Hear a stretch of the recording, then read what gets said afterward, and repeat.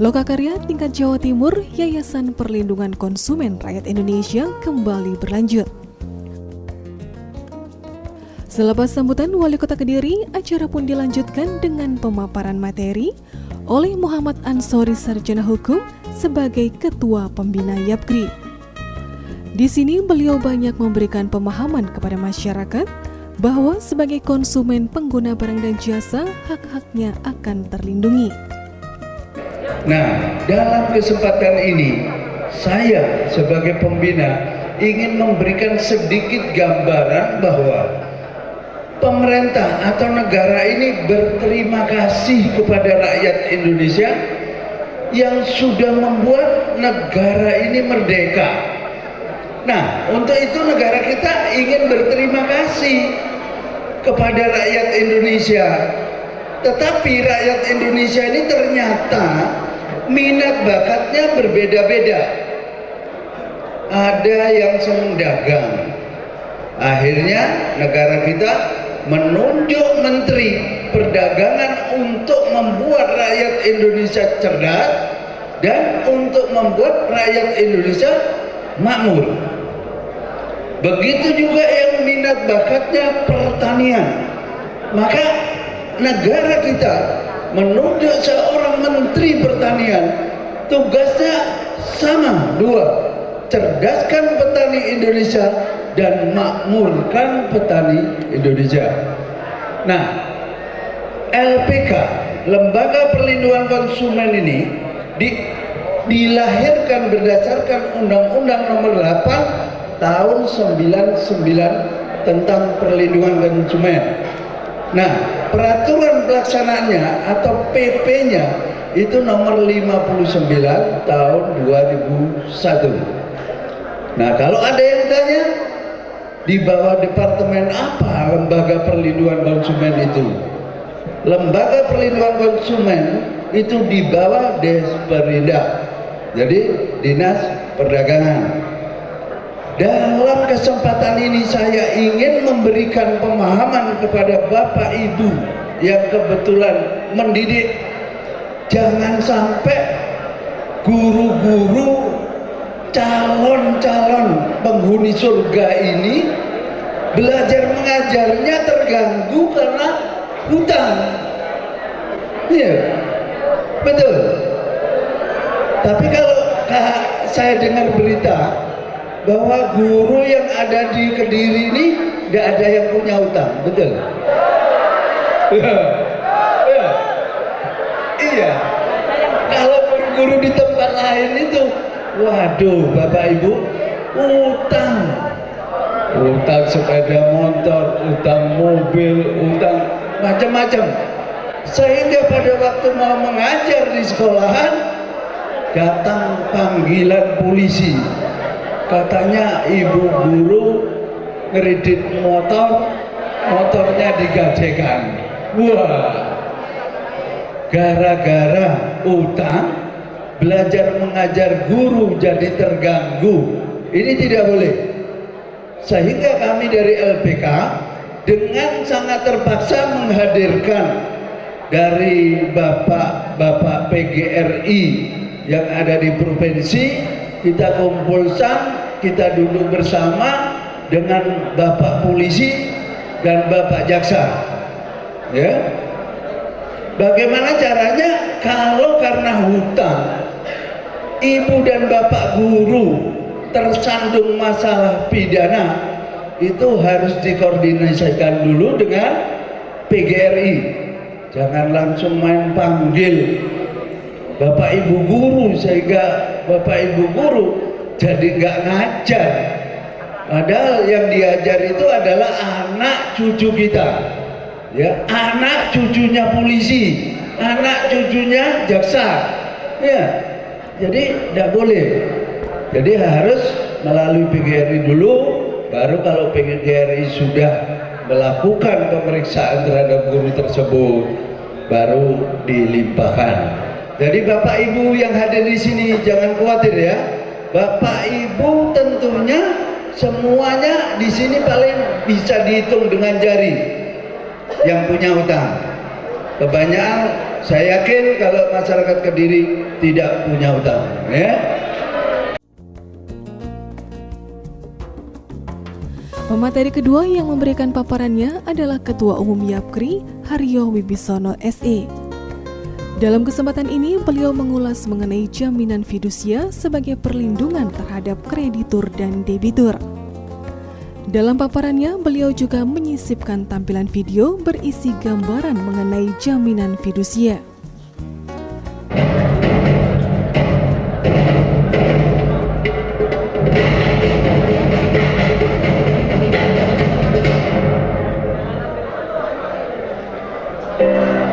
Beb, lagi asik pacaran Bu ini ceritanya.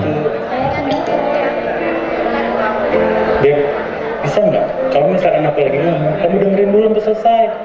Satu lagi Beb, bisa nggak? Pertanyaannya tuh nggak kenapa doang. Bisa, kalau emang kenapa?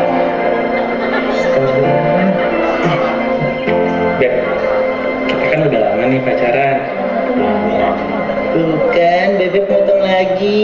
Iya maaf, itu kebiasaan. Terusin aja sih. Beb, kita kan udah lama nih pacaran. Baru 1 minggu kan? Yes, seminggu. Beb, kayaknya udah waktunya deh. Abang tuh ngomong sama Babe kalau abang mau ngelamar Pipit.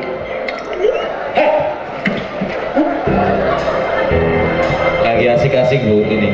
Situ yang namanya Jakaria. Ini wajah-wajah debt collector, kalau pernah lihat wajah debt collector kayak gini Bu ya.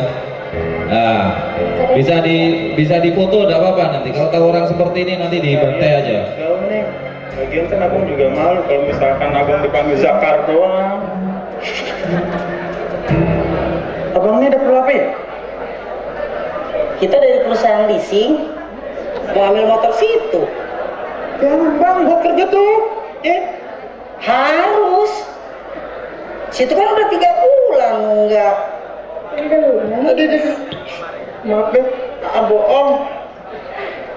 Ada yang mau enggak bohong lagi. Sini tuh cuma ternyata. Jangan bang. Bang, aduh bang, jangan bang. Aduh. Bang, jangan bang. Bang, ayo masuk bang. Oh, jangan, Bang. Jangan, Bang. Jangan, Bang.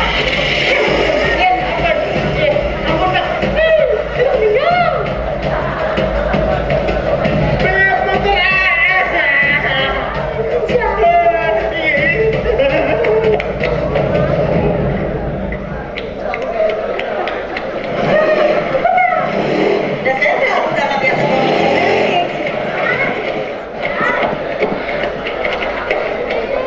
Apa? Kenapa berhenti kejar tuh? Lah kamu manggil kenapa? Ini helmnya ketinggalan.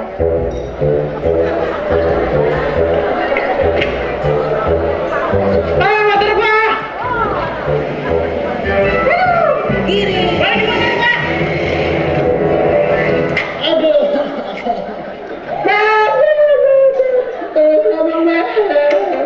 Ketika mau ngejar yang ambil motor A.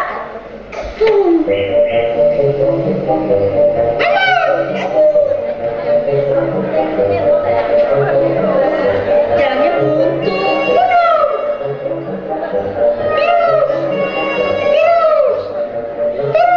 Bantuin atau kakinya turun. Iya, kita bantu.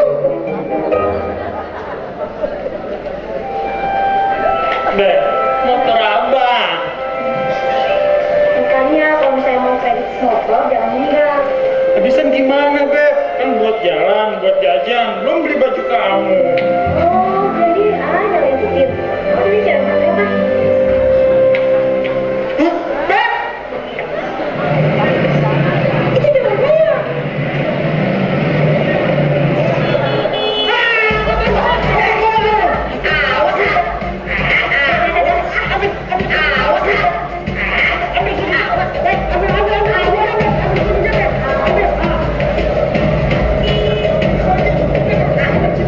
Ada apa ini?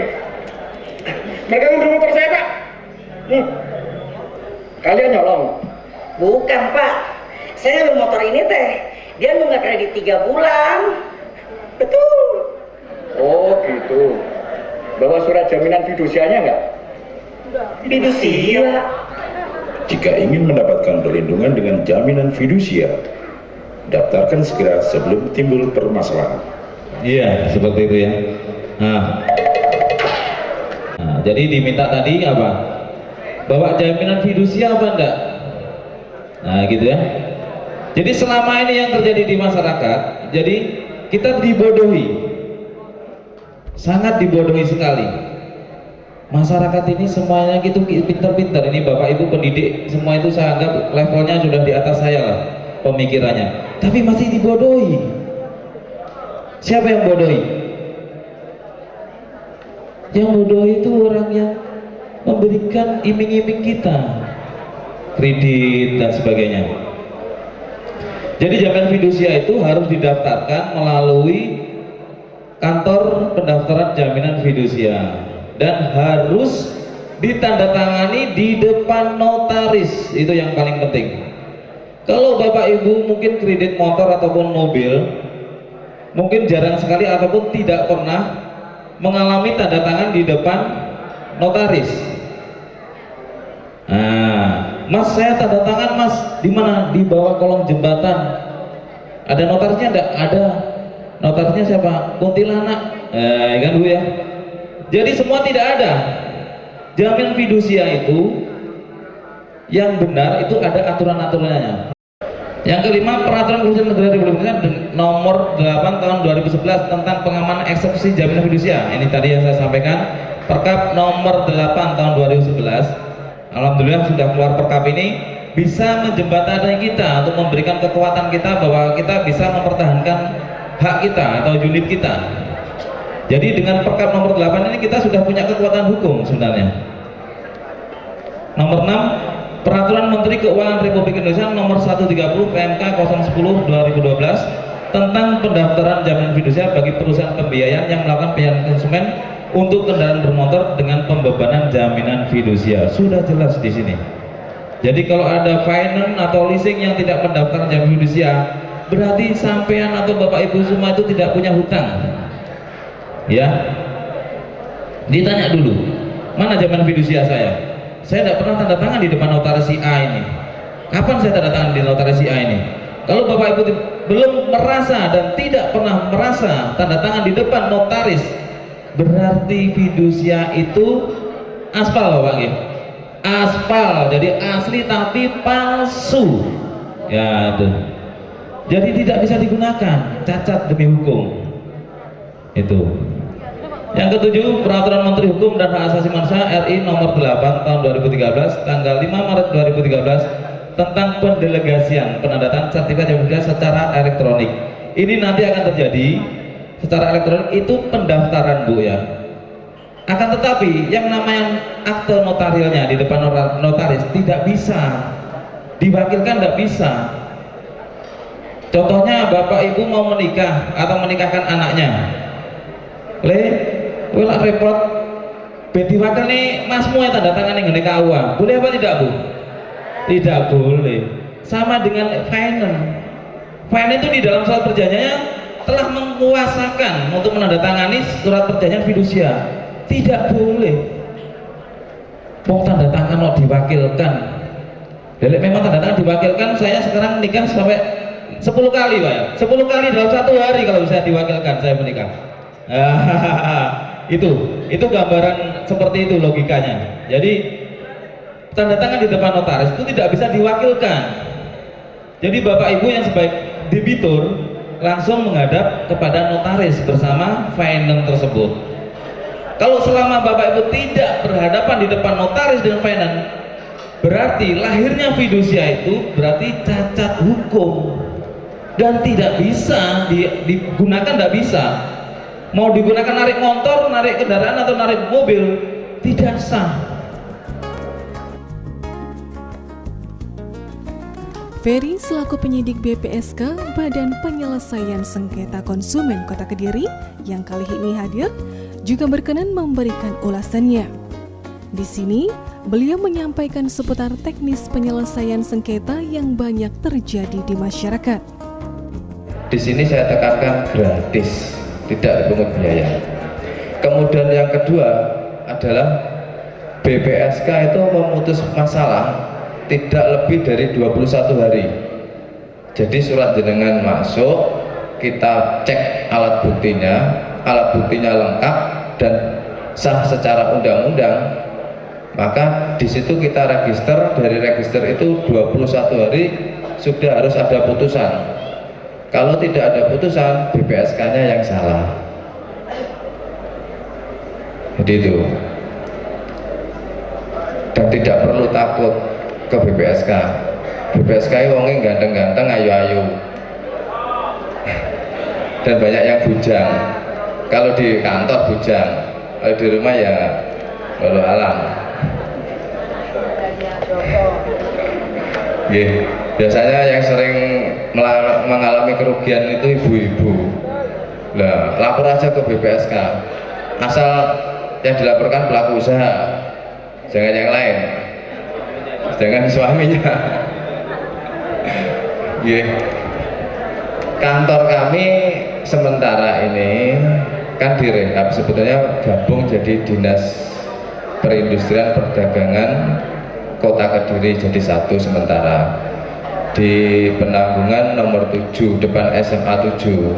Tapi karena peristiwa Kelut beberapa kantor itu harus direhab. Jadi sementara kita berdomisili di Penanggungan nomor 45 perempatan Lirboyo pojokan depan Mitos. Begini Bu, dari saya akan cerita suatu kasus, contoh kasus saja ya, supaya lebih mudahnya. BPSK itu kita ambil ada satu masalah finance A gitu misalnya. Kemudian ada konsumen namanya, kita ambil contoh Pak Adi, dia lapor motornya baru 3 bulan enggak, sudah dicabut oleh debt collector. Lapor ke kantor kita, langsung kita periksa, bukti-buktinya lengkap, kita proses. 21 hari kita putus. Finance atau pelaku usaha biasanya tidak datang, tapi tetap ada, kita putus. Setelah kita putus, gimana putusannya? Apakah itu mengikat? Secara undang-undang itu sifatnya final dan mengikat. Akan tetapi, nah ini akan tetapinya ini di undang-undang di belakangnya ada pasal. Jika salah satu keberatan tentang putusan BPSK, bisa mengajukan keberatan ke pengadilan negeri. Bapak-bapak, ibu-ibu nggak usah takut kalau pelaku usahanya kalah terus mengajukan keberatan ke pengadilan negeri, nggak usah takut. Tetap nggak kena biaya, nggak ada efek apa-apanya, dijalani aja. Nah nanti di pengadilan negeri mungkin hanya dimintai keterangan, dimintai kayak ya sedikit penjelasan gitu. Nanti ya, pengadilan negeri memutuskannya bukan putusan, memutuskannya putusan BPSK ini batal atau tidak gitu toh. Malah kita pernah suatu pengadilan negeri itu ya nyun sewu, ada yang memutuskan baru. Ini saya juga bingung, harusnya kan putusannya cuma putusan BPSK ini batal apa enggak gitu aja.